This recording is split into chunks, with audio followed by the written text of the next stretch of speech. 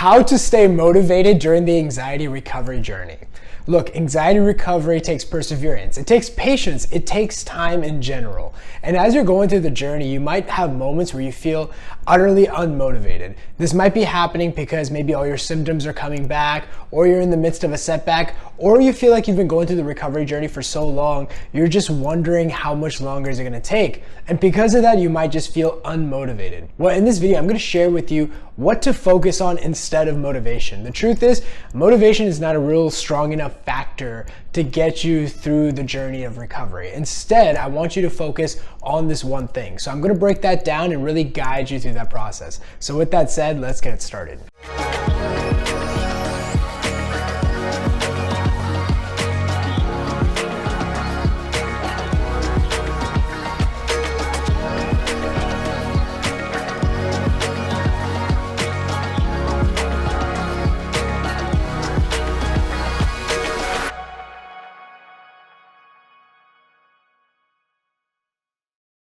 So in this video, I'm not going to be talking too much about overcoming symptoms. If you really want to focus on how do you even overcome these symptoms, what are the steps, I'll put a link down below to a free ebook that really breaks down how the mechanics of anxiety work and what to do to make this go away. This video is going to be focused a little bit more on the mindset. The issue that I see a lot of people experience when they reach out to me while they're on the recovery journey and saying, Shaan, I'm feeling totally unmotivated. How do I get that feeling of motivation? What do I do? These are also very similar questions I get when I'm working with people in the mentorship program. So I really wanted to address that in this video to really guide you through the process. Now, when I was going through the recovery journey, I also had moments where I was just feeling unmotivated. I felt like I was trying so hard to get my life back. Again, as I was responding to my symptoms, while I was responding to my symptoms, I was focused on living.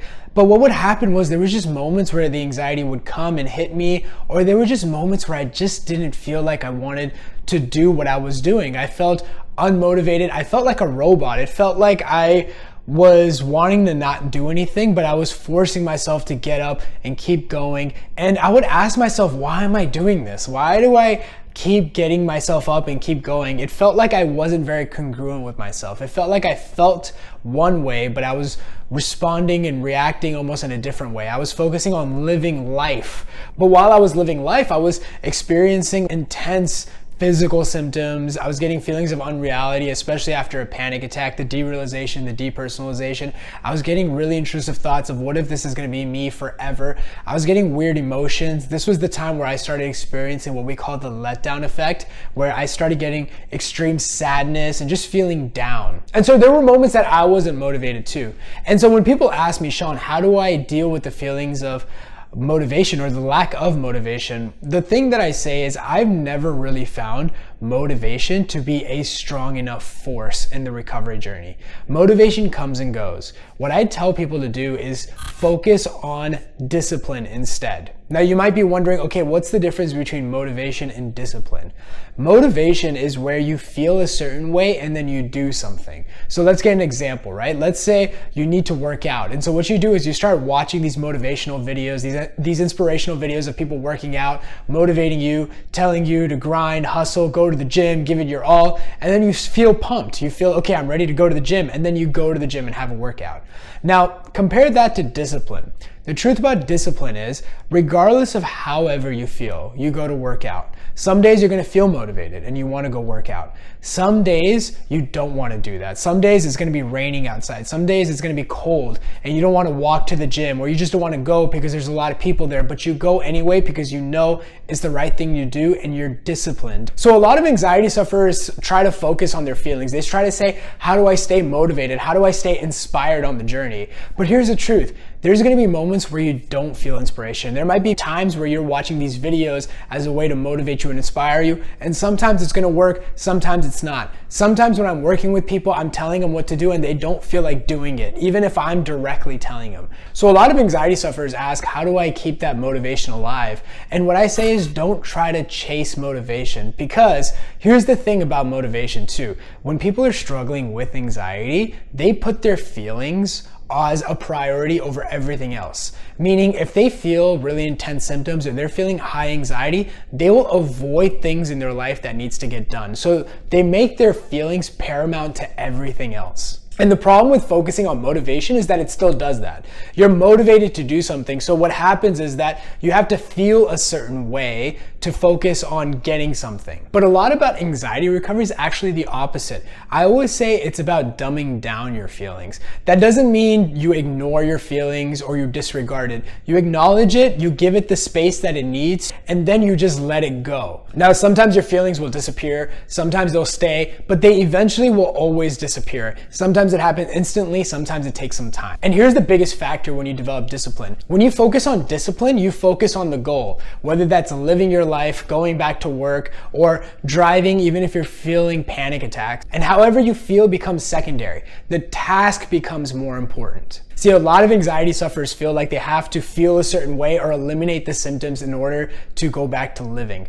That's the opposite. I always say focus on living first. And while you're living, when your symptoms pop up, respond and then just keep living your life. Eventually, anxiety disappears later. So a lot of people think you have to recover and then go back to living. That's not true. You go back to living, the symptoms will be there a little bit longer, but as you're responding, it drops off. So what discipline does is that it forces you to develop that muscle. It forces you to say, okay, even though I'm feeling high anxiety, maybe you may be having morning anxiety, you might be having really thick depersonalization, derealization, or you might be getting really intrusive thoughts, and you're saying, I don't want to do this one thing. I don't feel like waking up and driving to work and getting all my stuff done. You do it anyway. You focus on the discipline. And again, the reason why I focus on discipline isn't just because you're focused on the goal, but what it does is that it dumbs down your feelings. It doesn't make your feelings the dictator of your life. I want you to understand, not just with anxiety recovery, but anything you do, you are the master of your destiny. It's not your feelings, it's not your thoughts, it's not anything,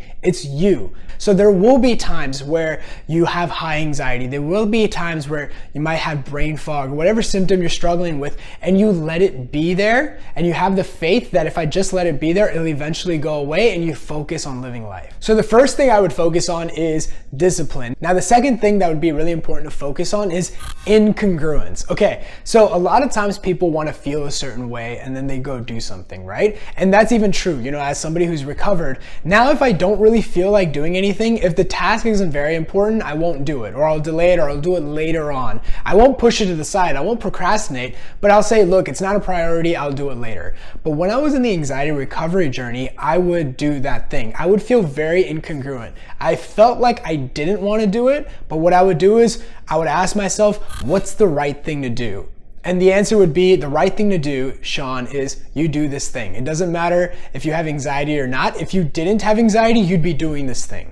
And so there was a lot of times in my recovery journey where I felt incongruent. I felt like I felt one way and the action I wanted to do was almost the opposite of what I wanted to do. And the reason why I'm mentioning this is because if you're on your recovery journey, you're gonna have moments like this. You're gonna feel very incongruent where you feel a certain way, but you're doing something else. And I would even say that if you're experiencing that, that's probably a good sign. See, so much about anxiety recovery, it's not just understanding the mechanics of anxiety, but you start to understand the mechanics of the mind, the mechanics of emotion. And what you will see is that a lot of people try to feel a certain way and then do something.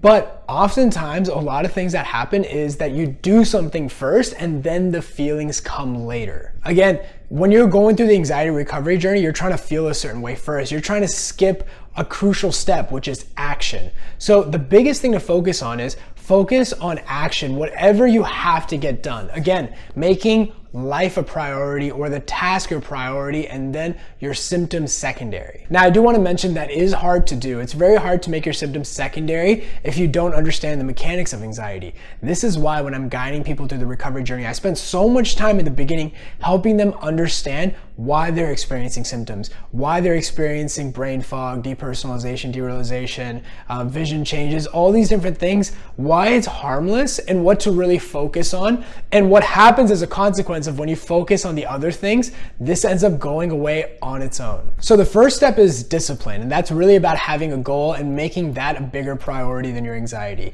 Number two is letting go of the feeling of congruence. It's okay to feel incongruent right now. Once you start getting better, the congruence will come on its own. Now, the last thing I want to say is I feel in a culture nowadays, we're very focused on keep hustling, keep grinding, keep pushing hard, working really hard. And the reason why I'm bringing this up is because a lot of this hustle mentality goes side by side with motivation.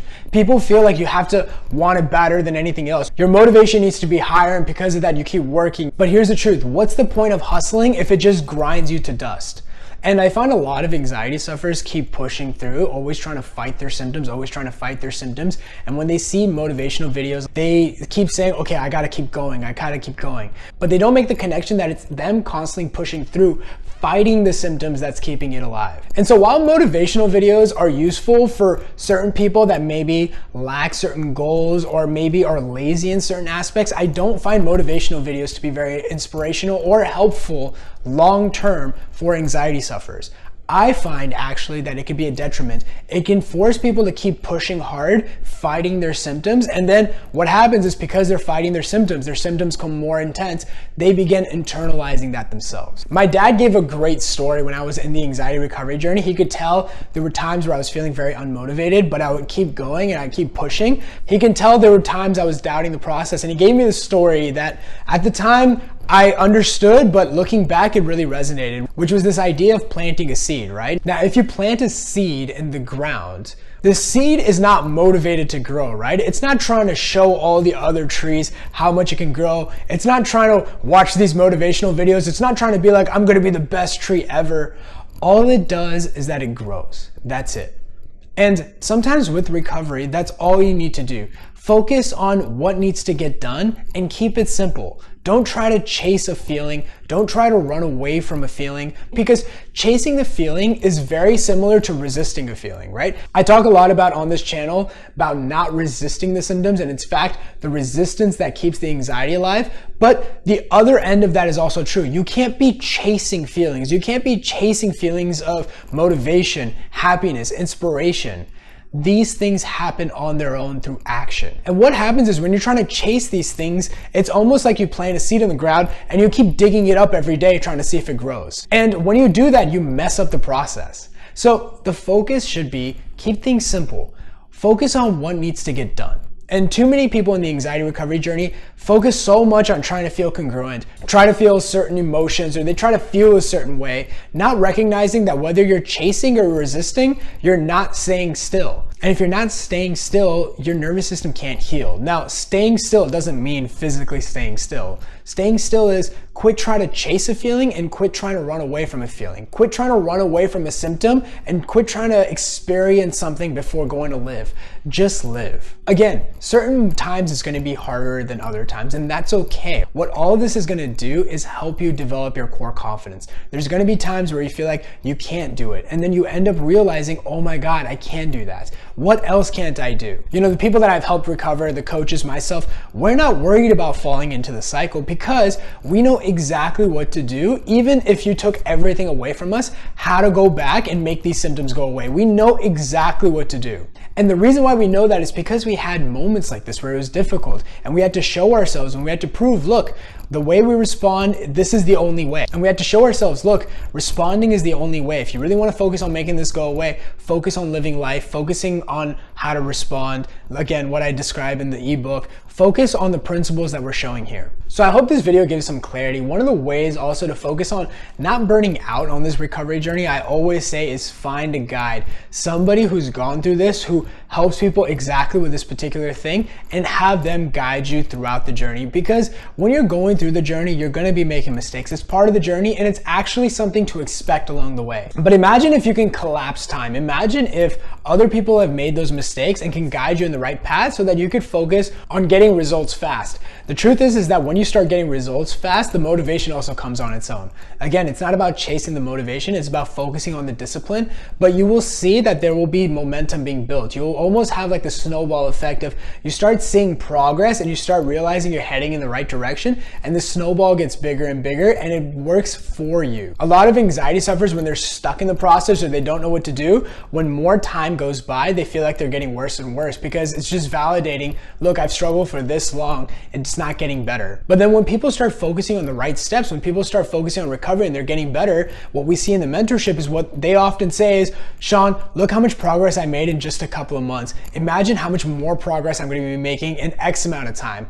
Now what happens is time is working on their side. Now all they need is more time. So again, focus on having someone guide you through the process. That's really gonna expedite the process, and you won't have to worry about feeling a certain way or doing something. You could just focus on what's the right thing to do, have someone guide you, somebody that can monitor you, and focus on getting better. So I hope this video helps, and with that said, I'll see you in the next one.